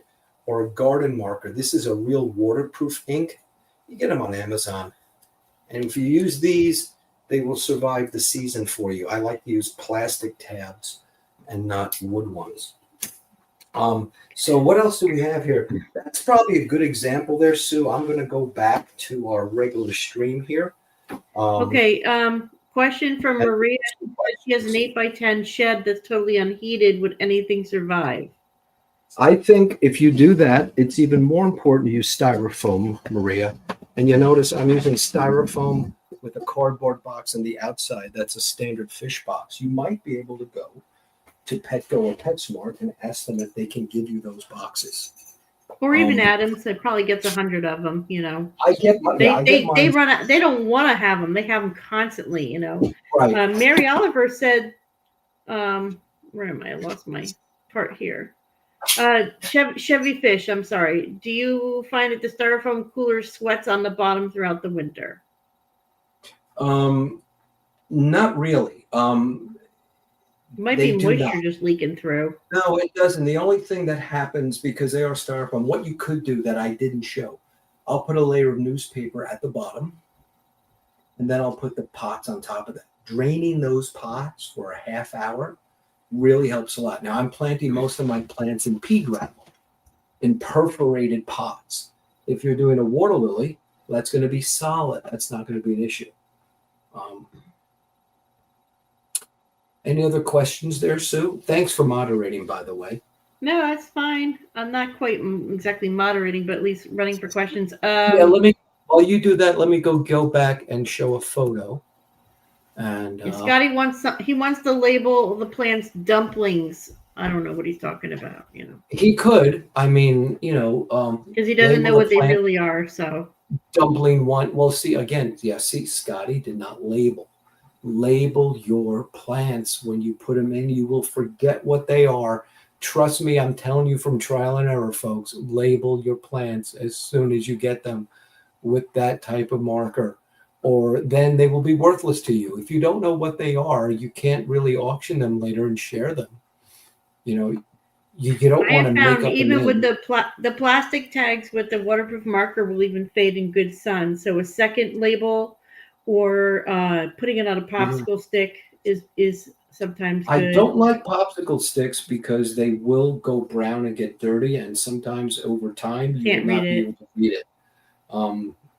But you have to go find a good garden marker. Sharpie makes an industrial strength marker. There's also paint markers you can get. This is just one view of my shed. And you can see the stuff on top, those are the auction items that are in bags. The stuff at the bottom is my plant collection. That's only one view. There's on the left of it, there's a whole nother section of this. And that does not include the plants that I have under the water in 3 in-ground tub ponds and the ones in the paludarium that I showed you. I know. Now you have that many boxes. You're labeling the boxes too, right? Because otherwise in the spring you'd be going crazy trying to find stuff. It's like moving day. Right. So one thing you could do instead of labeling your plants, and thank you, Sue, for that, you'll notice the tags that are on the boxes. I'm labeling the plants on the boxes instead. And that way with a little sticky note, with some tape over the sticky note, because the sticky note, when it's cold, falls off. That's another thing I learned the hard way. So, and that's how I get my collection going. Then I can make a record of it. I put it all in Excel, and I know what plants I have for next season, what I want to get rid of, what I can sell. And then during the winter, what's nice about tub season, Sue, is you sit there with an Excel spreadsheet or graph paper. I sometimes sit there with like a pad of paper, and I sketch out my tub ponds for next year. What plants are going where, what water lilies. So enjoyable. It gets you anticipated for the season. So if I have an inventory of what I have, that becomes fun. It's a nice part of the hobby when you're stuck inside during the winter. And again, here is what the plants look like when they come out in March. To my pal Dee Dee, there is Bloody Dock on the left. That's what Bloody Dock looks like when you pull it out of the box. It's fire so pretty. red. It's so pretty. It's fire red and yellow, and it doesn't look a thing like it does later on. It boxes real well. On the middle is a water lily that's sprouted in the peat moss shake and bake method. And on the right is a water lily like we just boxed up this evening. I think some of the carnivorous plants come out real pretty in the spring too.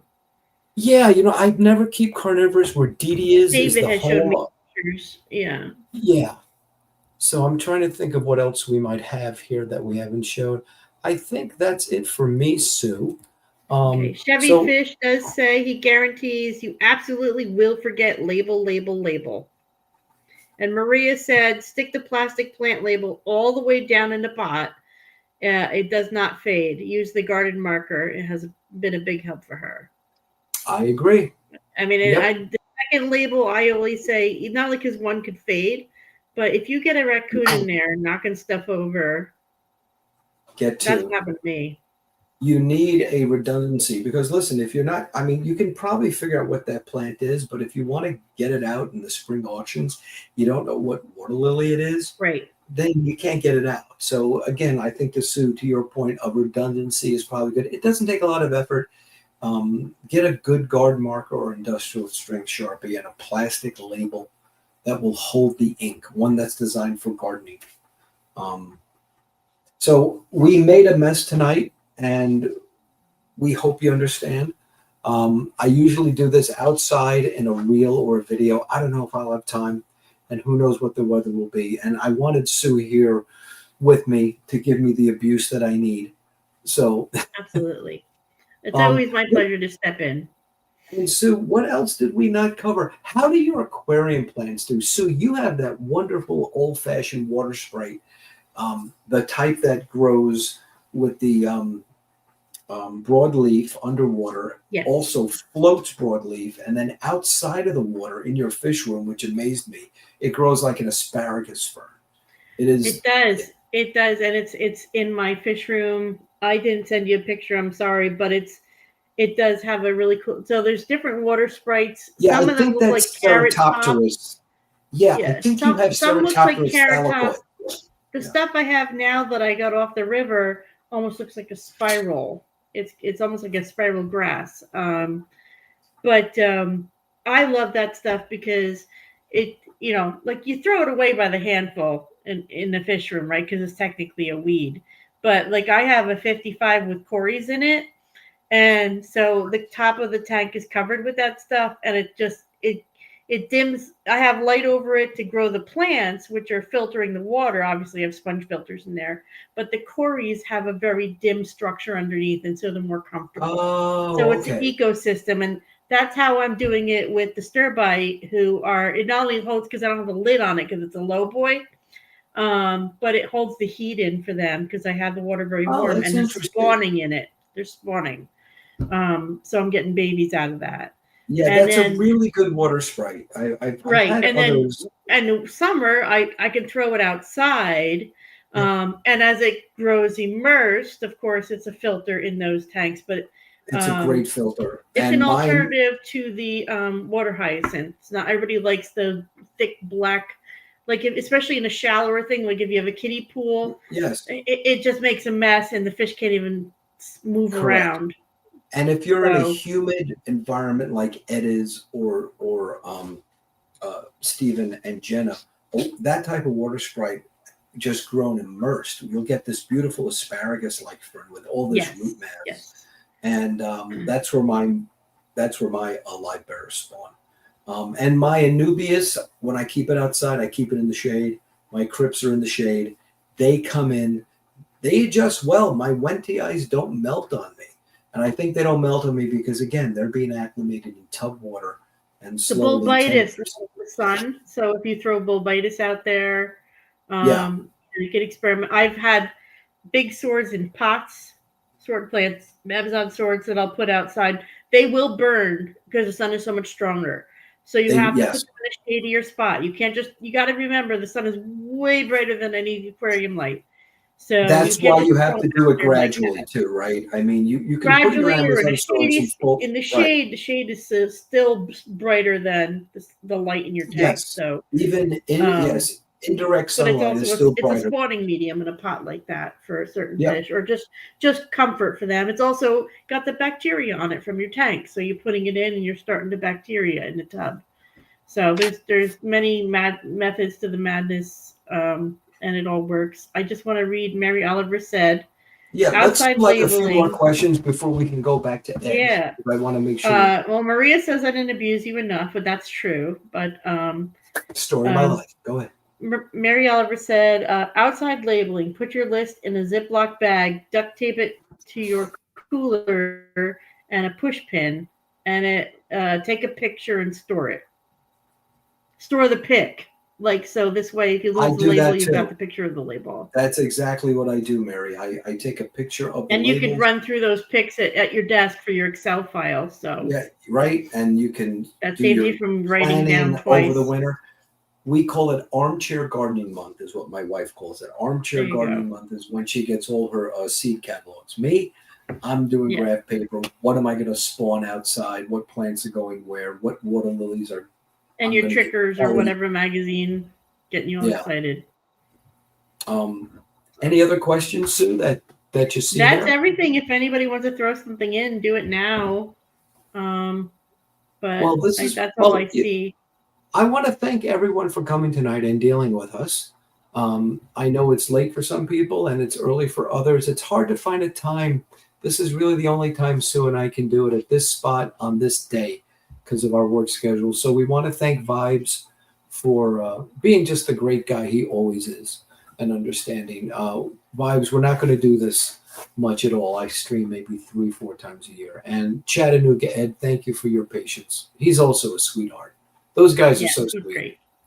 I reckon it's funny because I now have faces to a lot of the names after going to the Clash and a couple of fish clubs. So it's just fantastic that the longer we do this, the more you get to know these people, and it's just a really great community. So I'm glad that we could share tonight and maybe inspire some people. Oh, well, Tom just said Ed does not start until 10:30. 10:30. Yeah. Okay. So maybe I read that wrong in the calendar. The calendar, I'm sure, said 9. Okay, so 10:30 is fine. So we can just keep droning on, Sue. I mean, look at it. We could, but I think we've worn enough people out now. I think so. Hey, In everybody, an hour and a thank you half. for coming. Yeah, so listen, again, if you want to know about how to start an aquarium club, reach out to me. Go to our sawgg.org and read the SOG story on how we set up our club. It's a hybrid version between a informal killie or plant club and a traditional aquarium society. Any type, any way you set up a club, traditional, casual, or hybrid, is better than being alone with your hobby. Meet other hobbyists. Have that clash experience every month. Our club meets twice a month.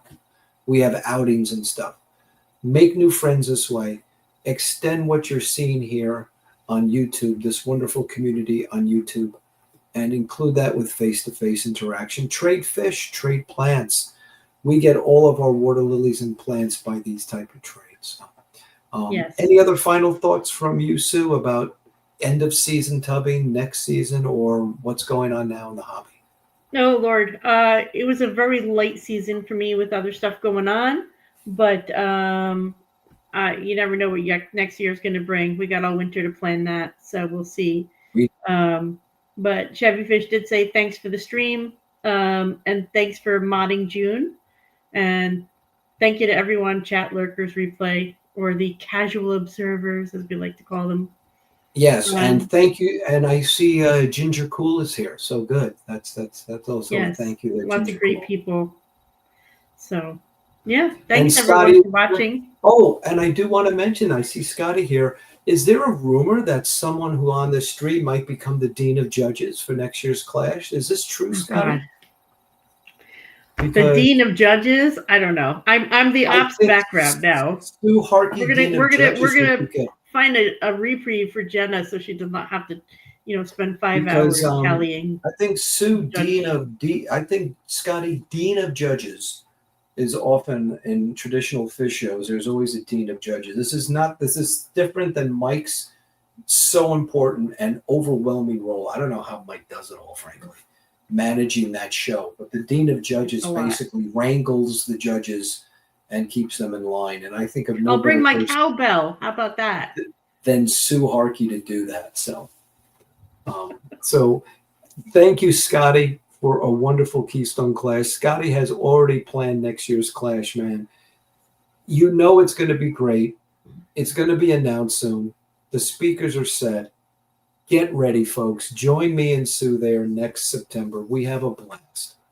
And have a blast this winter. Plan out your tub ponds. Think about what you're going to do. Yep. It's the easiest way to breed fish and gives you the summer off to do other things when you still have some beautiful stuff to look at outside Water gardening is amazing.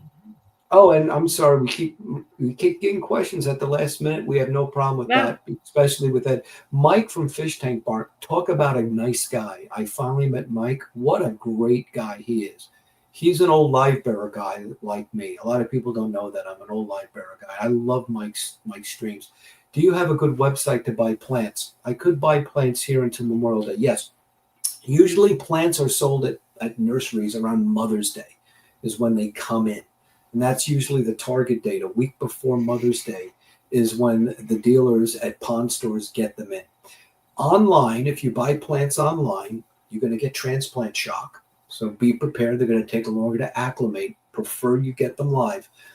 Online plant sources have gotten tough. A lot of the traditional places, Trickers is having a lot of problems in terms of sending you plants that you actually thought you were ordering.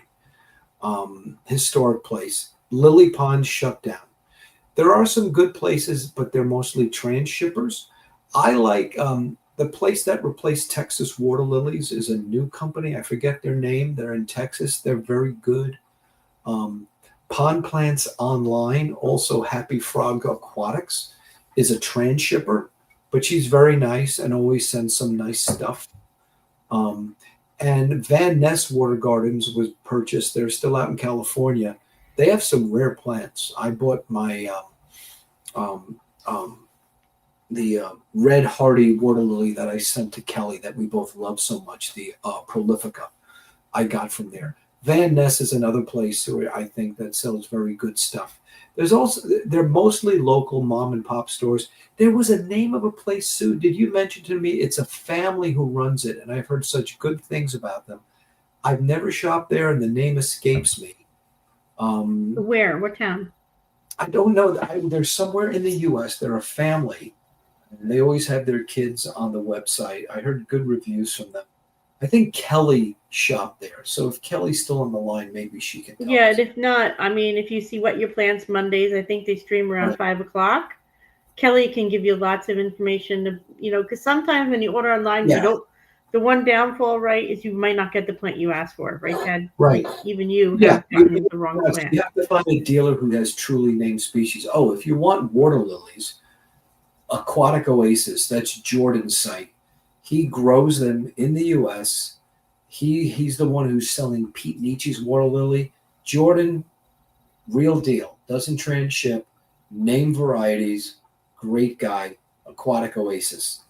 That's a place I would hardly recommend. But again, you don't Yes. have to worry about this because these places are not going to show their stock list, Mike, until maybe April. Yeah, and So, the immersed stuff, you can even go to regular garden centers. There is some stuff that will cross over, like um, any of the mints tend to do well. I've done basil. I've done some of the.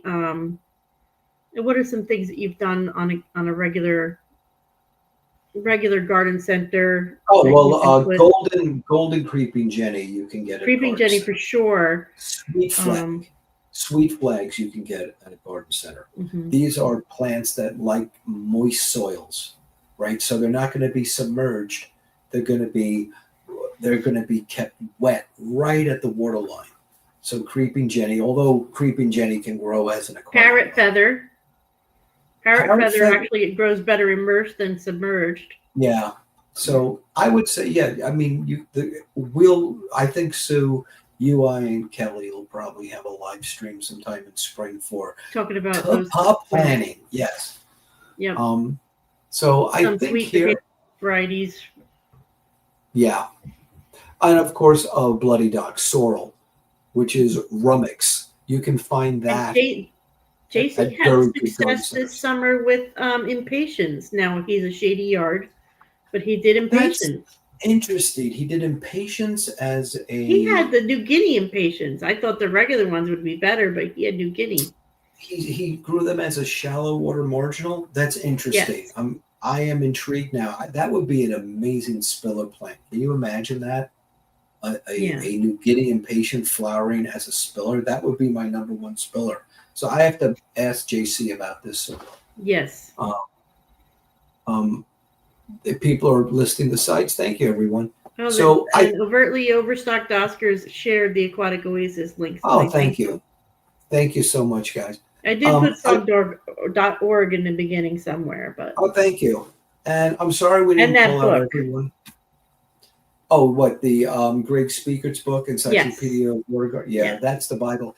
They do sell an abridged version for like only $20. It comes spiral bound, so you can bring it to the nursery with you. It's basically the big encyclopedia with just the plants and their description, not all the And stuff on how to plant and the soils. There's not a separate chapter on iris, so it's a condensed version. That's also available, and yeah, that's by Tim lobelia, I Prince. think, right? Cardinal Lobelia plants. cardinalis is a it's a garden plant that likes its feet wet. It takes a little while to grow. I'm not a fan of it in the tub pond, but it does add some color. It does bring some hummingbirds. I had one that had a 2 foot spike with red flowers 1 year, Try and it it was out then. Yeah, fantastic. yeah. Try Don't it be out. afraid to experiment. A lot of these plants are Of like just course. $3, $4, right? And where depending on where your sunny or shady locations and where your zone is, you're gonna have success with different things. But if you Right. Google bog plants or things like that, you might find some neat stuff. Yeah. Try to avoid the plants that are sold dry in boxes at Home Depot or at some of the other garden centers. They can be hit and miss, especially how they identify them. The identifications is usually wrong, and then Yeah. it's like we have problem with fish. We have species going around that are not what they are, and that causes confusion. And a lot of them don't even start. And when they do grow, your season is halfway through, so they're not filtering for you. Try to get a live plant when you can, and if not, do some an honorable online place that you can trust, like the ones that we mentioned here. If I can find the name of that other place, I will. But there's a lot of mom and pops now that are selling online. I like places that grow their own plants. Transshippers is how a lot of places do it in Ohio, because that's where Trickers is from. But a place that grows its own stuff, I tend to like that better. And you can just ask for that. Name Yeah. of the book. Yeah, so just look for Greg Speakert, and he has two books on water gardens. It's The late great Greg. SPEICHER or something like that. It's not like Yes, speaker like yes, guest speaker. yeah. To clarify. SPEICHT, and his two books, um, the big encyclopedia one. I think if you're into this, that's your Christmas present that you should ask for. If you just want, if you're into this mildly, get the small one that's spiral bound. And it'll be eye candy for Armchair Gardening Month, Armchair Water Gardening and Tub Month. You'll look through that book and go, I want it, I want it, I want it, I want it. And then you can find some fish. I want to breed them, I want to breed them, I want to breed them. And that's what makes life fun. Anticipation is most of the pleasure in life, not when you get it. So, um, hello, Nancy B. I just want to say hello to my pal Rocky Top out there and your little dog, too. Um, so, any other questions here, Sue? I think we're pretty good now, right? Just a lot of hellos and goodbyes. I don't Okay. see Scotty's trying to recruit people in the chat for you know, the clash. He needs more people to walk around following him with dumplings in a bowl in case he gets hungry. Well, yeah, no, yeah, he needs more people to bring dumplings to him, and frankly, I have no problem with that. So, um, but he does have a neat lineup coming. I know one of the speakers is one of the ones I recommended, and he got him. He is arguably America's greatest living aquarist. Doesn't do YouTube, but if you're in the organized hobby for the past 30 years, you know who I'm talking about. He's coming to the Clash, folks. Get You know what? ready. Take You're advantage of these actually going people to in these learn something. times. Not learning these speakers and talking to them This will be because the most knowledgeable hobbyist ever to speak at the Keystone Clash. like we He's lost a coming lot of next year. people, right? Paul Loisel and Going Rosario and Rosario. these greats, they're gone. The That's one it. that's coming, yeah, yeah, you're absolutely right. So take advantage. I know people don't go to the talks. This one guy who's coming, old friend of mine, great guy, but man, he is the most successful fish breeder you'll ever meet, and very knowledgeable, and wrote one of the Bibles in the hobby that is now out of print and sells for $1,000. That's my hints. That's all I'm going to say. But it's worth coming just to hear him speak and get his knowledge and have a beer with him. So, but anyway, oh look, just sign on to be Scotty's dedicated dumpling liaison. Yes, sign up to be Scotty's DDL, dedicated dumpling liaison. We need more DDLs. Actually, I'll stick with the fish show. Yeah, DDLs are much needed, both steamed, fried, and boiled. So, okay, everyone. Hey, have a good evening. Sue, thanks for staying late with me. Oh, absolutely. Always good having you on. And I'll see you at the next Fish Club meeting in November. No, we won't, but I hope you can stop by afterwards. Because if you don't, we're going to be mad at you. And yes, Ali Sean, I have the book, and I got it at a song, and maybe I'll have him sign it at the Clash. Maybe you'll have him sign. This book is a much more famous than my rag, and much more helpful. He's still getting the other book ready. It would be fantastic if he could get that book ready for Clash, man. Let me tell you. He wants me to help him how to self-publish it on Amazon because the pet book industry died in 2008. Right. I think my Live Bearer book from Animal Planet TFH was the last original book published. And it's gone. You know, YouTube has taken over. But this book, it changed how we do a specific Maybe it's because I'm Gen X, but I want to have the hardcover. I want to have the hard copy where I can thumb through it, loan it to a friend. You know. I will work with them on him. I know he's not a YouTube celebrity, but you don't learn from celebrities too much. You learn from these people who spend time in their fish rooms. Yeah. This person is a good speaker. He has 20 talks. He's been speaking in the hobby for 25 years, and all his talks are awesome. So it's going to be hard just to pick two. I'm going to ask Scotty if he can do 3. So we'll see what happens. Hey, everybody. Sue, thanks for being here with me, pal. Anytime. And we'll have to go to Bucks County this coming. Oh yes, I want to announce that Bucks County Aquarium Society in beautiful Churchville, Pennsylvania, is having Diana Wolstad. Yes. The Diana Wolstad is coming to Bucks County Aquarium Society for the November meeting. Be there, wake the neighbors, and Sue and I will see you there. Yes. Take care, everyone. Thanks, everybody. Bye-bye. Cheers. Bye.